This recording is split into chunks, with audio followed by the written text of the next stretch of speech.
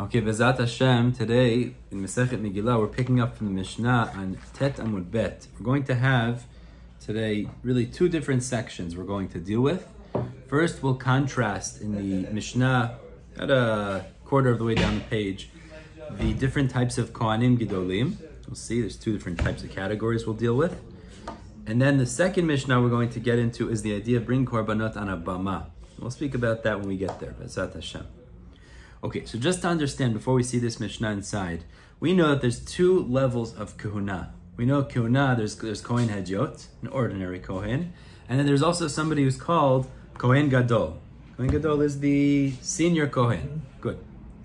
There's certain chumrot, stringencies, and mitzvot that a Kohen Gadol has that a regular Kohen does not have. Right, understand that. So, how was the Kohen Gadol elected or put into office? So how was he appointed into office? In the first temple, in Bayit Rishon, until the days of Yoshiyahu, Rashi says here, Yoshiyahu, they had a special oil called Shemen HaMishcha that they would use to anoint the Kohen Gadol into service. They would put oil on him and that would make it, now he's the Kohen Gadol. Special oil, I believe it was the one from the days of Moshe Rabbeinu. It's like a nace type of oil. But then, towards the end of Bayit Rishon, they lost this oil. They lost it.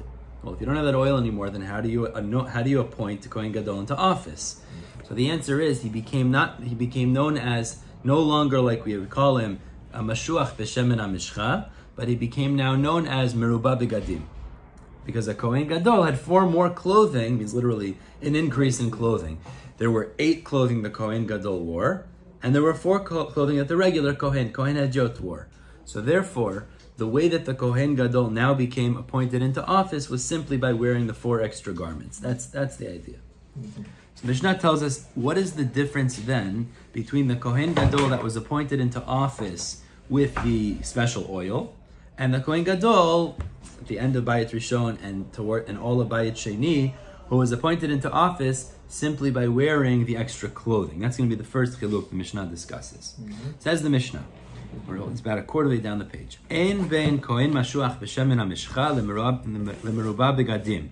There's no difference between the Kohen Gadol that was anointed into office with the Shemen HaMishcha, which is the beginning and the middle of Bayit Rishon, and the merubah begadim, the Kohen Gadol was appointed into office by wearing the 4 extra garments.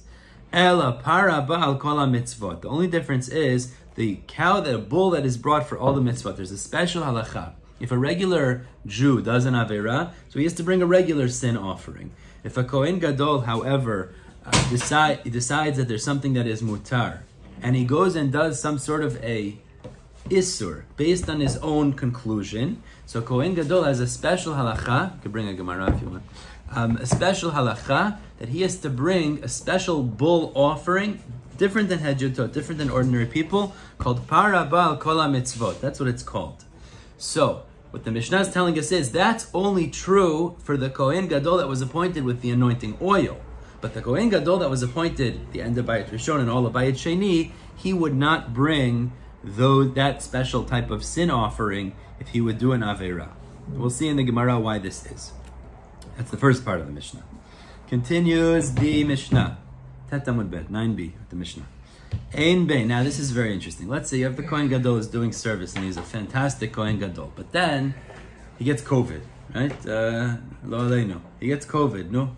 Some sort of a temporary blemish, temporary issue. So what do? You need a Kohen Gadol. Okay. And so let's say they did testing in the Beit HaMikdash. I'm joking, but let's say. So now what would you do? You need a Kohen Gadol. So he has to step out of office. So they put somebody else in the meantime. Beautiful. Okay, so then you wait, what do they do, 14 days, whatever the extent.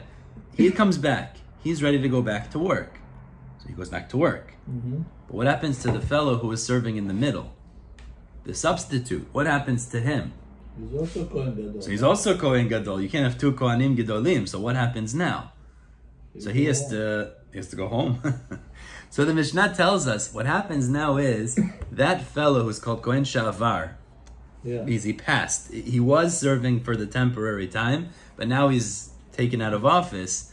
That fellow that's Avar, he retains the status of Kohen Gadol, which means if there's any service that the Kohen Gadol could do, he could also do it. Okay. So what's the difference then between the Kohen Mishamish, the currently serving Kohen Gadol, and Kohen Sha'avar, the substitute who now is not serving anymore? Yeah. So the Mishnah says, Ein ben Kohen Mishamish. The only difference between the Kohen Gadol that's currently serving, that means the original one who came back, the Kohen Sha'avar, versus the one who stepped off, meaning who has passed, who was the substitute in the meantime. Elapar Yom Kippurim is the bull of Yom Kippur. The bull of Yom Kippur needed to be brought by the Kohen Gadol who's serving, not by the other one. Kohen Gadol with clothes doesn't have to bring. No, that's two different bull offerings. Elapar Yom Kippurim. So the only difference is the currently serving Kohen brings the par of Yom Kippur. The one who is substitute is not allowed to bring that. There was also a special flour offering brought every day. Discussion, it was twice a day, split up. But that special flour offering was brought by the Kohen Gadol, only by the serving Kohen Gadol, not by the substitute Kohen Gadol. Beautiful. So what we have so far is two parts of the Mishnah. Now the Gemara looks at the first part of the Mishnah. So we said in the first part of the Mishnah that the Kohen Gadol, who was anointed into office with the oil, so he has this mitzvah, if he does an Aveirah, based on his own word, of para bal kol mitzvot. Thank you, Eli. But the Kohen Gadol, who was appointed into office by wearing the extra clothing, wouldn't bring that offering. Says the Gemara, Ha le'inyan par Yom Kippurim v'asirit taifa. But this implies, regarding the bull of Yom Kippur and the asirit taifa, which is the flour offering brought by the Kohen Gadol, zev zeh shavin. They're the same, meaning the Kohen Gadol, who was appointed into office with the oil or with the clothing, both of them could bring those korbanot of par Yom Kippurim and asirit taifa. Says the Gemara, Matnitin de lo Rabbi Meir. Our Mishnah, the beginning, does not appear to be like the position of Rabbi Meir. It's almost halfway down the page. Dear Rabbi Meir, because if it's like Rabbi Meir, Hatani, we learned in a Braita, Meruba begadim. The Braita says like this: when it's a Kohen Gadol who had only received the extra clothing, but he was not anointed with the oil, mevi parabal kol mitzvot, he could bring this sin offering if he does the wrong thing, if he paskin and did the wrong thing. Maybe parabal kol mitzvot divrei Rabbi Meir. He could also bring that special sin offering of the Kohen Gadol. Now that's not what our Mishnah said. Our Mishnah said he cannot if it's merubah begadim. Divrei Rabbi Meir. V'chachamim omrim eno meivir. V'chachamim say no, he cannot bring that. So the point is, we see clearly the Reisha, the beginning of our Mishnah, that says the Kohen Gadol that's appointed with the extra clothing is not like the position of Rabbi Meir, because our Mishnah says he would not bring this unique Kohen Gadol sin offering. Rabbi Meir says he would. The Gemara says, my time is Rabbi Meir. What's the pshat in Rabbi Meir? Why does Rabbi Meir say even the merubah begadim type Kohen Gadol could bring this special sin offering? Because as we're about to see, regarding that sin offering of parabal kol mitzvot, the pasuk says Mashiach. It says the Kohen Gadol that was Mashuach, it was anointed. So it seems to be it's only the original types of Kohanim Gedolim that are anointed with the oil. So how does Rabbi Meir know that it also includes those who are not, that are just wearing the extra clothing? The Tanya, as the Braita teaches, pasuk tells us in Vayikra, Mashiach, it says, who brings that special sin offering? The anointed one. Rabbi Meir says like this, I would only know the Kohen Gadol who was anointed with the oil could bring that offering. Merubah begadim minayin. How do I know also the Kohen Gadol who was appointed by giving him the extra clothing? Talmud Lomar, HaMashiach. There's a hey. The hey teaches us the anointed one, that not only the anointed one with oil, but also the extra clothing, he also could bring this special sin offering. So what the Gemara just concludes is, the Reisha, the beginning of our Mishnah, is not like the position of Rabbi Meir. How did you establish our Mishnah in the Reisha, the first part, not like the position of Rabbi Meir? The problem we're about to show is the Seifa, the end of the Mishnah, appears to be like the position of Rabbi Meir. Ema Seifa, but let's look at the Seifa. That's when they make a sin, right? That's the parabal kol mitzvot, right? So they have to bring a par. Exactly. Ema Seifa. Why they have to bring a par and you don't have to bring? Because a Kohen Gadol is in a higher level and higher responsibility. And more responsibility, exactly. Okay. More chumrah. Ema Seifa. What's that? It's the same. With great power comes great responsibility. Yeah. There we go. It, yeah. The Heilige. Ema Seifa. But look at the Seifa. This is from the Gemara. From the Gemara. You see that? Whoever wrote that, Stanley, he got it from Everybody invented Lahavdil. Ema Seifa, but look at the Seifa.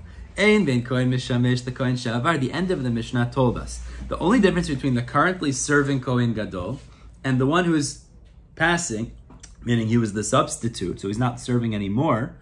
What's the difference? Elapar Yom HaKippurim Asiri Taifa is the bull brought on Yom Kippur, which is a special offering, and the flour offering brought every day. So the Kohen Gadol that's serving brings those, the Kohen Shavar, it does not bring those. What does that imply though? In regards to everything else, they're the same, which means if the Kohen Shavar, the substitute Kohen Gadol, decides one day he wants to do certain avodah of the Kohen Gadol, he's allowed to. That's it. They're the same. But the problem is, Atan Rabbi Meir, that does follow the position of Rabbi Meir. Tanya, as the Braita explains to us, Irabo psul. It's the case over here. The Kohen Gadol develops some sort of a psul, some sort of a blemish, some sort of an issue. He can't be in office. So what happens is, Uminu Kohen Acher Tachtav, they establish a substitute instead of him, Rishon, and then he comes back and he wants to serve again. So he goes back to service, and the substitute, what happens to him? So says the Braita, Rishon chozer la'avodato. The first one goes back to serving. Sheni, the second one, kol mitzvot kiuna gedola alav. Div Rabbi Meir. Rabbi Meir says the second one, all of the mitzvot of the Kohen Gadol are on him, which means he would serve with 8 begadim. He would have all the chumrot of Kohen Gadol. He is essentially like a Kohen Gadol, that substitute, other than these 2 points, which is he can't bring the par of Yom Kippur and Asiri Taifa. That's the position of Rabbi Meir. The Kohen that's serving. The Kohen Gadol is serving. But if they have a blemish. Oh no, so then he's the Kohen Gadol that's serving. Whoever's in service today brings that. That's the point. That's Rabbi Meir. So Rabbi Meir holds they're the same essentially. Rabbi Yossi says a very interesting logic. He says like this: Rishon chozer la'avodato. It's true. When the first guy recovers from his psul, whatever it is, he goes back to service. But Sheni, the second one, the substitute, Eino ra'oi lo leKohen Gadol. He's not fit to be a Kohen Gadol anymore. V'lo leKohen Hedyot. But he can't go back to serving like an ordinary Kohen either. Why? Rabbi Yossi explains, Ma'aseh Rabbi Yosef ben Ulam Tzipori. There was a story with a fellow Rabbi Yosef ben Ulam from Tzipori, She'ira bo psul b'Kohen Gadol, that the serving Kohen Gadol had some sort of a blemish, an issue. Uminuhu tachtav, and they put this Rabbi Yosef ben Ulam as the substitute Kohen Gadol. And then the original Kohen Gadol came back, and this Rabbi Yosef ben Ulam wanted to know, what should I do now? How should I serve? Bama lifnei Chachamim. The story came in front of the Chachamim. V'amru, and the Chachamim said, Rishon chozer la'avodato. The original Kohen Gadol goes back to service. Sheni, the second one, Eino ra'oi lo leKohen Gadol v'lo leKohen Hedyot. The substitute is not fit to serve as Kohen Gadol, nor as the ordinary Kohen. Why? Kohen Gadol mishum eva. He can't serve anymore as the Kohen Gadol because of enmity. It's very interesting logic. Is if the substitute stays and continues to serve as Kohen Gadol, you can't have 2 people serving the same position. It's going to create friction. It's going to create a problem. So he can't serve as Kohen Gadol anymore because you have a Kohen Gadol. Kohen Hedyot, you also can't have him serving as the ordinary Kohen, mishum ma'alin b'kodesh v'lo moridin. You only go up in Kiddusha and not down. So once you already serve for 10 days or for a week as Kohen Gadol, you can't go back to serving as an ordinary Kohen. So therefore, he's stuck in a no man's land. That's the position of Rabbi Yossi. Stuck, he can't serve as Kohen Gadol, he can't serve as Kohen Hedyot. We'll actually touch on this concept later, ma'alin b'kodesh v'lo moridin. Unemployment. Exactly. He's exactly. So the problem now that emerges is Reisha, the first part of our Mishnah, is Rabbanan. Is like the rabbis and not like Rabbi Meir's position. The Sefer Rabbi Meir. And the Sefer, as we just showed, is like Rabbi Meir in that he holds the substitute is essentially like the Kohen Gadol, not like Rabbi Yossi. So the reason that this is difficult is because when Rabbi Yehuda Nasi organized the Mishnayot, it's logical that he organized them in a format, in a universal format or a similar format. But to put the Reisha not like Rabbi Meir and the Sefa like Rabbi Meir, it just seems a bit illogical. So the Gemara says 2 answers. Amar Rav Chizda, no, it could be Reisha Rabbanan v'Sefer Rabbi Meir, meaning that for whatever reason, Rabbi Yehuda Nasi said the Reisha will follow the position of the Rabbanan, the Sefa follows the position of Rabbi Meir. So Rabbi Yosef says a little bit stronger. He says like this: Rebbe. Really, the position of our Mishnah is one Tana. It's Rebbe, Rabbi Yehuda Nasi himself. Rebbe was paskening in this Mishnah how he holds. V'nasiv la'ali b'tanai, and he organized it accordance with 2 Tanai. Meaning, in the Reisha, in the first part of the Mishnah, he paskened not like Rabbi Meir, like the Rabbanan, it's not like Rabbi Meir. And therefore, when it comes to, there is a distinction between the Kohen Gadol that's anointed with oil versus Merubah B'Gadim, which is Para Ba'al Kol HaMitzvot. In that way, he didn't hold like Rabbi Meir. So he paskin the Reisha, not like Rabbi Meir. The Seifa of the Mishnah, though, he paskin like Rabbi Meir. So therefore he said that the Kohen Shavar, the currently serving or the passing, they work the same essentially, not like the position of Rabbi Yossi. So he wrote the Mishnah in accordance with the psak that he usually has, and therefore it's actually not a contradiction at all. Beautiful. Okay, let's finish up here. Almost done. Now let's move on to the next Mishnah. This Mishnah now talks about the concept of a bama. It's a very interesting idea. What is a bama? So we know, actually, this parasha is Truma, building the Mishkan. Right. Okay, so there were different times in history regarding the capacity to bring korbanot. And this is really what we're going to get into now. When the Jews were in the Midbar, we had a Mishkan. Now in the Mishkan there was a Mizbeach. So if a Jew had to bring a korban, you bring it on the Mizbeach. Now, this was a limited situation because really when they were in the Midbar, any korbanot that were allowed to be brought were brought on that Mizbeach. Mm-hmm. There was no concept of bringing it on a backyard altar. You couldn't bring korbanot, it didn't exist. When they went into Eretz Yisrael, there was a 14-year period where they had a temporary setup in Gilgal. The Mishkan was set up in Gilgal, and during that period, there was what we call heter bamot. There was a permission for korbanot to be brought on backyard, there's a backyard barbecue, but really, backyard mizbechot. You could create an altar in the back, and you could bring korbanot on that. At a time period in history, I'll continue on for a minute, but when that was the scenario, they had the bama gedola, which was the community altar. We'll see, there were certain korbanot that were allowed to be brought on that, and there was bama ketana. There was a small altar, which was in your backyard, and there were also particular korbanot that were allowed to be brought on that. Moving forward, the next 369 years, there was what we had, which was called Mishkan Shiloh. The Mishkan was in Shiloh. During that time, it was considered a permanent state, and if you wanted to bring korbanot, again, it was not allowed to be brought on backyard bamot, it had to be brought on the Mizbech, in Mishkan Shiloh, for 369 years. After that, for another 57 years, the Mishkan was in two locations of Nov and Giv'on, and again, it was back to like the 14 years in Gilgal that there was a heter bamot. Finally, the Beit HaMikdash was built for 410 years, and from then on, there was an Isura bamot. You weren't allowed to bring korbanot on backyard altars anymore moving forward, even after the destruction of the Beit HaMikdash, which we'll get into in the Gemara actually. So what the Mishnah here contrasts is, during the times in history, which is during the 14 years of Gilgal and the 57 of Nov and Giv'on, when you were allowed to bring korbanot on the backyard altars, what korbanot were brought on the bama gedola, which is the communal mizbeach, and which ones were allowed to be brought on the backyard altars. So the Mishnah says like this: Ein bein bama gedola le bama ketana. The only difference between the large mizbeach during those times and the small backyard ones, ela psachim, is korban pesach. And the Gemara is going to explain to us, it means things that are like the korban pesach. The korban pesach has two characteristics. It's a communal offering, and it's kavua lehem zman. It has a set time. So korbanot that were that were communal and at a set time were brought on the large bama, meaning on the communal mizbeach, not brought in the backyard one. Zaklal, this is the rule. Kol shahu nider v'nidev, anything that is volunteered, meaning you're not obligated to bring it, so it's not like a Yom Tov or something like that, and it's not like a chatat, which you're obligated to bring, but it's a voluntary offering. Kireh bebama, could be brought on the bama, meaning it could be brought on the backyard altar. The kol she'eno lo nider v'lo nidev, but if not, eno kireh bebama, was not brought on the backyard altar, but rather it was brought on the large mizbeach as we know it. So the Gemara immediately jumps in and says, Psachim etulo, is it only the korban pesach that was allowed to be brought on the large bama, on the mizbeach? Is that true? But the problem is, as Rashi explains over here, from the Seifa of the Mishnah itself, it says, if it's not nider v'nidev, it wasn't brought on the small bama, but that means it could be brought on the big bama. So the implication of our Mishnah is, there's other things in addition to the psachim that could be brought on the large bama.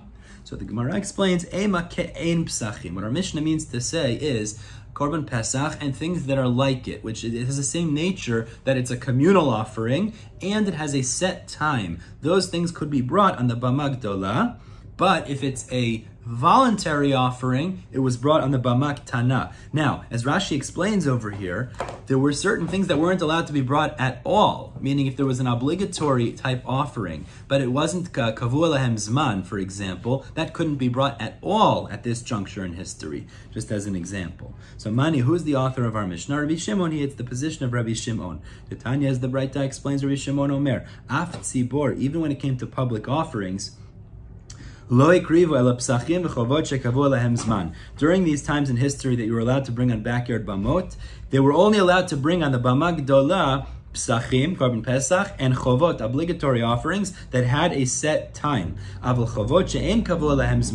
if it was an obligatory offering that did not have a set time, they weren't allowed to be brought not on the bama gedola nor on the bama ketana. So Rashi explains, but it's not like the position of the Rabbanan, because the Rabbanan hold that you would even be allowed to bring other offerings that were obligatory even without a set time on the bama gedola. So it would not be like that position, rather it's like Rabbi Shimon. So in order to bring it on the bama gedola, it had to be a community offering that was kavu lahem zman, that had a set time, meaning an obligatory community offering that had a set time. But if it was a voluntary offering, it could be brought on the bama ketana. But if it was an obligatory community offering that didn't have a set time, for example, as Rashi says, par elam davar shel tzibur, it's a special offering brought by the tzibur, but when they do an avera, it's not a specific time, couldn't be brought at all.